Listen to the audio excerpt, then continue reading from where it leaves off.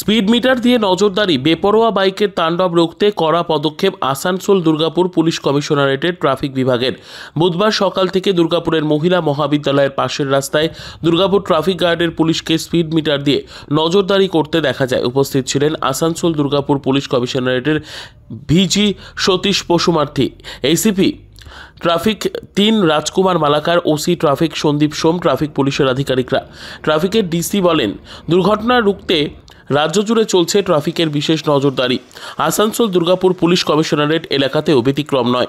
Durgapur traffic গার্ডের অধীনস্থ মহিলা মহাবিদ্যালয়ের সামনে রাস্তায় এদিন নজরদারি চালানো হয়। আমাদের প্রধান লক্ষ্য দুর্ঘটনা রোধ। যারা জোরে বাইক চালাচ্ছে, নিয়ম লঙ্ঘন বহন করছে, তাদের বিরুদ্ধে ব্যবস্থা নেওয়া হচ্ছে। স্পিড মিটার দিয়ে আমাদের মাঝে মধ্যে নজরদারি চলে।